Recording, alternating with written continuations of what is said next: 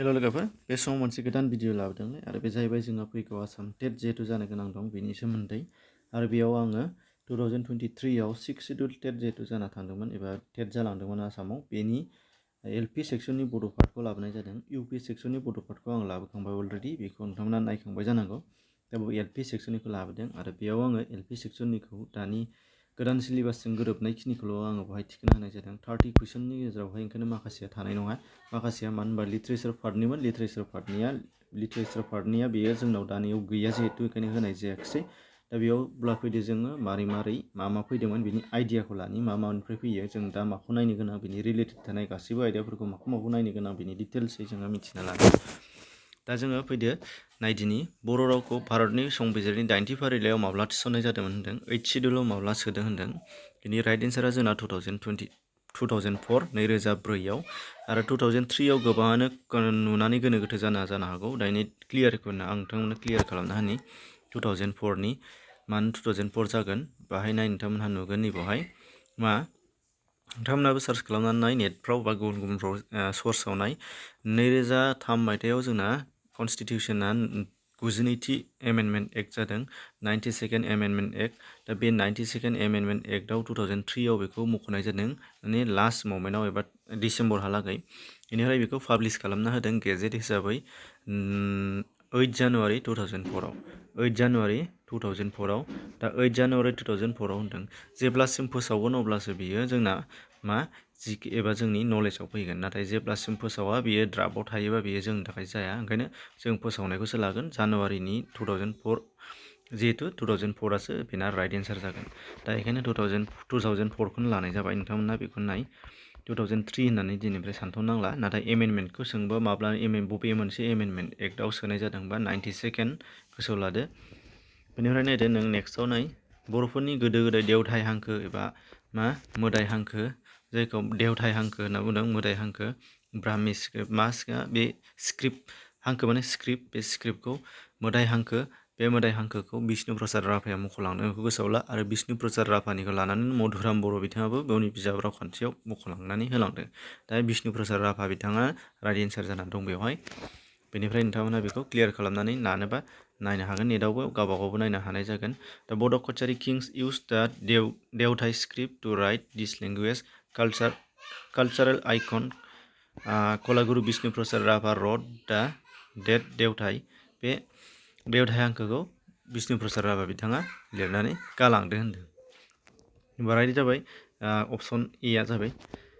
नैथि रावखौ मानो सोलोंनो नांगौ होनदों सेकेन्ड लेंगुवेजखौ जोंनो मानो नांगौ सेकेन्ड लेंगुवेज गैयाबाथ' जोंहा जेबोआनो जाया न'निफ्राय बाहेरायाव थांबानो सेकेन्ड लेंगुवेज नांगौ ओंखायनो मा बायदि बिथिङाव आगान होनो थाखाय जोंनो नांगौनो अपसन बि आ नांगौ बायदि राव सोलोंबा उदाया बेथ' नङा उदाया होननाया नङा मालाय राव रायलायबा खोनासंखो मानो होनदों बेथ' नेगेटिभसो जाबाय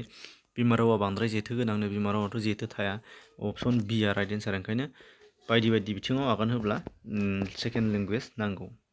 गाहायनि बबेया रावखान्थिनि बाहागो नङा बेथ' इउपिआवबो फैदोंमोन रावखान्थियाव जोंना मा रिंसारखान्थि थायो राव महरथि थायो बाथ्रा महरथि थायो बे दाना रांखान्थि थि थाया माने फन'लजि मर्फ'लजि सेन्टेक्स थागोन जोंनियाव बेयाव नाथाय रांखान्थि थि थाया रांखान्थि थियाथ' जोंना इक'नमिक्ससो पलिटिकेल साइन्सफ्रावसो थागोन इक'नमिक्सफ्रावसो थागोन गुबुनफ्रावसो थागोन बे गुबुन आयदायावसो थागोन रावखान्थियाव थानाय नङा गाहायाव होनाय बबे रावा चिन तिब्बेतारि राव फोलेरनि नङा होनदों बेबो इउपिआवबो जोंना फैदोंमोन गाहायनि बबेया होननानै डिमासामोन बैना एन्सारा दानिया बेवहाय जोंना सोंदों मा मोनथाम मोनब्रै होनानै दा बेयाव गार'आबो बर'आबो डिमासायाबो ककबर'आबो टिवायाबो हाज'आबो गासिबो बर' राव फोलेरनि बिनानाव रावफोर सिस्टार लेंगुवेज जाति बथ'फोर राव फोलेरनि सिङाव थानाय बेखायनो नै खासियासो नङा खासियाथ' नङा नालाय ओंखायनो राइट एन्सारा बेना नङासो सोंदों नालाय खासि जागोन अपसन सि 2021 मायथाइनि साहित्य एकाडेमिखौ राव दानस्लायनायाव होनदों नै ट्रान्सलेसनाव राव सोलायनायाव सोरनो होनाय जादोंनो इन्दिरा बर' मेडामनो होनाय जादों नोंथां साहित्य एकाडेमिनि सोमोन्दै डिटेल्सै नोंथांमोननो लाबोखांबाय भिडिअखौ नायदो मानो होनबा नांथारगौ दाना राव सोलायनायनि थाखाय आं होआखैमोन नोंथांमोना नाय बेयाव नायदो राव सोलायनायनि थाखाय नोंथांमोननो बेखौ लाबोनाय जादों 2021 आव होदों नै हिरिम्बा बिजाबनि थाखाय ट्रान्सलेट खालामनाय इन्दिरा बर' 2021 नि हिरिम्बा नभेल आसामिसनि जयन्ती गगৈ बिथांनि बिजाबमोन दा बे 2023 नि आन्जाद 2021 निखौ सोंनाय जादों होमब्ला जोङो दानिया जोङो नायनांगोन नामा 2026 आव आनजाद होगोन 2024 आव लास्ट जोंना पाब्लिश जोंना एवार्ड होनाय दङ बा बान्था राननाय दङ बे जाबाय कान्चननो उत्तरा बैसुमतियारिनो होनाय जादों कान्चन आसामिस नभेल अनुराधा शर्मा फुजारि बिथांनि बिजाब बेखौ नायनांगोन जों ओंखायनो आरो बेनिफ्राय 2023 निखौ नायोबा नैबे सान्तानु फोलेरनि फिसाज्ला सान्तानु फोलेरनि फिसाज्ला राव सोलायनाया आम्बिकागिरि हाज'वारिनिनो बेयो आसामिस नभेलमोन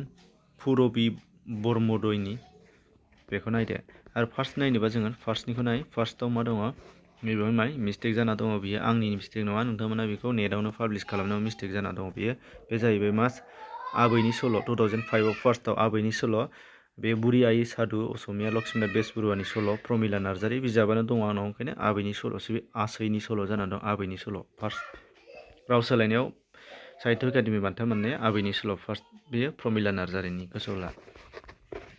ओंखायनो जिकेफोराव नायलाबायबा जाया गोबाङानो गोरोन्थि जायो एक्जाक्ट जों मोनथिनो गोनां दानिया नायदो जोङो फैदिनि नेक्स्ट कुइसना जोंना मामोन बे थांबाय बेबो थांबाय नैबेबो थांबाय नैबे बर' थुनलाइ आफादखौ माब्ला आरो बबेयाव गायसननाय जादोंमोन होनदों बेथ' माब्ला आरो बहा होनदों बबेयाव होनदों बासुगाव 1952 बासुगाव गायसननाय जादों जिहेतु बे बर' थुनलाइ आफादनि सोमोन्दै इउपिआव सोंदोंमोन मा गायसनगिरि आफादगिरि जयभद्र हागजेरखौ सोंदोंमोन एबारावबो फैनो हागौ नाय लेटेस्टखौबो नायनानै ला दानि आथिखालाव सोर सुकाफाया आहम राजामोन होनदों बे सेन्टेन्सआव मा बिदिन्था हाबनानै दंनो बे गोदो बिदिन्था दङ टेन्सनि बाथ्रा बेखौ आं लाखांखाबाय अलरेडि नोंथांमोना ग्रामारनि क्लास जेसेबां दं मोनजोबखाबाय दा बेयाव नोंथांमोना मोनखादोंमोन मा दा जाखां बिदिन्था आरो गोदो जाखां बिदिन्था मोननैल'सो दंमोन गोदो जाखां बिदिन्थानियाव जोंना मोन दंमोन एलायनि नैबे मोन बेखौ नाय मोन दाजाबफादों ओंखायनो मा जाबाय बे मोन गोदो बिदिन्था जाफुथ' नङा कन्टिनिउआसथ' नङा बेबो जाफुआनो गौमोनसो दङ गौमोनाबोथ' नङा गौमोननिखौबो आं खोन्थाखादोंमोन मोनसे दानिया नायदो आसुगुर मोजाङा मा होनो बाथ्रा फान्दायनि आसुगुर मोजाङा मा जाय खामानिखौ जोबोद मोजाङै मावनो रोंगौ बेनो आसुगुर मोजां जायनि खामानिखौ मोजां मावो बेनो आसुगुर मोजां दा बे होमबा अपसन डि दाना नायदो 135 आव मा दं जुनारनि बेलायाव बबेयाव थि दिन्थि दाजाब महर बाहायनाय जायो जुनारखौथ' जों मासे मानै होनो मा होमबा बेनिया मा मोसौ फालो जायोब्ला गाहायना बबेया कारेक्ट जागोन होनदों मोसौखौ फालो होनदों बेबो थि दिन्थि दाजाब महर सान्थ्रि हानजा बे जागोन सान्थ्रि हानजा जागोन द्रामलथ' होना गोबांबो होना माखाबो होना बे डाइलेक्टआव माखा होननाय बाहायनो हागौ नाथाय स्टेन्डार्डआव सान्थ्रि हानजा बर' रावाव मोनबेसे खान्थिजों आथोन सोलायनाय जायो होनदों बेखौ नोंथांमोनाथ' मोनथाम मोनदोंमोन मोनथाम दा मा नायदो मोनथामखौ बर' रावाव मोनथाम खान्थिजों आथोन सोलायनाय जायो नोंथांमोना आथोन क्लास लाबा आं खोन्थाखादोंमोन मा बेखौ नाय आथोन सोलायनाय खान्थि गुबुन सोदोब बाहायनानै मोनसे मुंमानि सिगां एबा उनाव जो जोला फोरमायग्रा सोदोब नैबे सोदोब जो जोला सोदोब बाहायग्रा जेरै हिन्जाव मानसि हौवा मानसि होननाय बे आरो मोनसेया मामोन उन दाजाबदा नङाबा सिगां दाजाबनानै उन दाजाबनानै नै बांग्रा बांग्रि होननाय हायथा हायथु होननाय बेबायदि उन दाजाबनानै मोनथाम खान्थिजों जोङो बर' रावाव आथोन सोलायनो हायो अपसन सि गाहायनि बबेया थालोजाब हांखो नङा होनदों थालोजाब हांखोआ जोंना मा बेयाव गारां हांखोखौ होननाय जादों गारां रिंसारथिनि होननाय जायाखै आं क्लास लादोंमोन गारां रिंसारथिनि दा सोंदों गारां हांखोनि होनोबा मानो होननानै सिनायखानायाव गोलावै दङ ओमफ्राय दाना नैबे उआ जोंना राइट एन्सार फैबाय थालोजाब नङिया उआ थालोजाब नङा बेयो खुजेब एबा मा होननाय जादों नायनि बेखौ डिटेल्सै नाय नोंथांमोना बेवहाय नाय नैबेयाव नाय बे कमल कुमार ब्रह्मनि गोदान बर' रावखान्थिनि बेखौ नोंथांमोना नाय थालोजाब दङ नै सोंदों थालोजाबा गोलावै दङ अपसनाव जोंना गोलावैबो दंमोन होनबा थालोजाब आरो नैबेयाव दंबावो जोंना थालोजाब मा गाहायाव बे थालोजाब गारामा थालोजाब दं ए आरो ओइ होमबा अपसनाव ए आरो ओइ दंमोन नाथाय जोंना नङासो सोंदोंमोन नङा सोंनायाव अपसनाव दंमोन नैबे उआ ओंखायनो मा जाबाय खुजेब एबा खुजाब लेबियेल बे लेबियेल उआवसो दङ होमबा बे जोंना थालोजाब नङा ओंखायनो अपसन डिआ जानानै दंहैयोमोन अपसन डि बे नैबे अपसन डि बेलाय दंमोन दा बेखौ बर' रावखान्थिखौ नायथार ओंखायनो आङो इउपिआवबो दंमोन खौरां हांखोनि सायाव सोंदोंमोन बेखौ नोंथांमोना नायनो थिनखादों नायथारदो सिरि फरायनायनि जाउनाव जोंहा मा जेंना नुजायोनो रिंसार खान्थिनि गोरोन्थि जायोनो माने प्रनाउन्स होनाय जाला नालाय खुगाजों ओंखारला नालाय मा स्पेलिं बुंनाया कारेक्ट जानाय लिरनोबो हागोन लिरनायाव कारेक्ट जागोन नाथाय बुंनायाव जानाय नङा बेखायनो गायनि बबे खोन्दोआ गोरोन्थि दङ होनदों बाहाय दाजाबनानै दंजोबो दे नाय मन्थ्रि दाजाबा फै दाजाबा ओमफ्राय नैबेयाव गु दाजाबदि गुआ जाहैबाय थाइजा दि दाजाबनाय गुदि, नाथाय दिनैयाव दाजाबदा गैया, ओंखायनो राइट एन्सारा दि जानानै दङ। गोरोबैया बियो, गोरोबैखौ सायख' नालाय बे गोरोबाखै। माखासे दाजाबदा दंजोबो, बे दाजाबदा गैया सिया। मोदाय सोदोबनि उल्था आथोन होनदों, आथोनसो सोंदों, उल्था सोदोब होनाखै। होमबा मोदाय, हौवाखौ जोङो मोदाय, हिन्जावखौ मोदायजो होनना बुङो, ओंखायनो बे मोदायजो। जो मोदाय, दायनि हिन्जाव मोदाय बिसोर जानाय नङा, मोदायजो। बिबारजों दाजाबफानाय दिन्थि दाजाब महर, बिबारखौ बारसे बारनै होनो बार। दानिया नायदो मुलुगसोलोंसालियाव बर' बिजोंजों MA फरायनायनि खाबु। बे आथिखालनि बर'नि मान थाखो, बेखौ बर' रावनि मान थाखो, बेखौ आं लाखांखाबाय होनदों। आङो बेखौ नायनो थिनगासिनो नोंथांमोनखौ, नायथार। दा बेयाव जोंना मा 1994 आरो 95 बे सेसननि थाखाय जोंना बर' रावखौ गुवाहाटि इउनिभारसिटिया सोसननाय जादों। होमबा स्टार्टिं इयारानो हाबदों 94आव, ओंखायनो 94आनो जागोन। 94 बेखौ गोसोआव लादो, 1994 जागोन राइट एन्सारा। सोदोब बिहुं नायनाय सर' खालामा, UPआवबो फैदोंमोन बे। सोदोब बिहुं माने डिक्सनारि नायब्ला जोंना रावखान्थिनि गियान मोनो, मानोना डिक्सनारियाव वार्ड आरो मिनिं थानाय जायो, मिनिंखौ नायनाय जायो जिहेथु। गायनि बबे मोनसेया बिमा राव फोरोंनायनि थांखि नङा होनदों। बिमा राव फोरोङोबा जोंहा माबे मोनसेया खहा जायो, नैबे गोरों राजखान्थिगिरि दानाय होनाय दं, बेवहाय मा पलिटिसियान बानायनो, बिमा रावाथ' पलिटिसियान बानाया,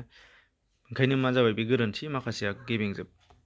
मोजां हायुंसा दानाय, बाथ्रा फोरमायनो गोहो मोनो, गथ'आ सोरजिलु गोहो बाङो, नोंजोबगौ। 2022 मायथाइनि साहित्य एकाडेमि बान्थाखौ सोरनो होनाय जादोंमोननो? रश्मि चौधुरिनो। साहित्य एकाडेमि बान्थाखौ आं नोंथांनो अलरेडि भिडिअ लाबोखांबाय 2005निफ्राय लानानै। जायफ्रा रेगुलार नायदों नोंथांमोना नुदों। दा 2022नि सोंदों, इलाय रश्मि चौधुरिनि 2022 सानस्रिनि मदिरा खन्थाइ बिजाबनि थाखाय होनाय जादोंमोन। दा जोंना होमबा लेटेस्टखौ सोंनो हागौ, 2025निखौ दानस्लाबनो हायाखैबा 2024निखौ सोंगोन। अरन राजानि सोरनि थाखाय 2024 मोनदोंमोन नबेल सल'मा बिजाबनि थाखाय, आरो 2025नि फ्राय लानानै 2005सिमहालागै मोनजेननायनिफ्राय बेखौ आं अलरेडि भिडिअ बानायखांबाय, नोंथांमोना बेखौ थांनानै नायनो हागोन। दा बेखिनिमोन। बेनिफ्राय जेसेबां बर' सिलेबासाव थानाय UP LP मोननायनिबो कमप्लिट जाबाय। आं दा रिभिजन हिसाबैसो लाबोनाय जादों, आरो बिदिनो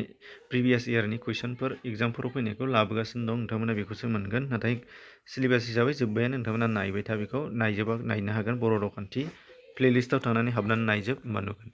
एसेनोसै, गुबुनफोरनोबो खोन्थाना हो, शेयार खालामना हो, गोजोन्थों।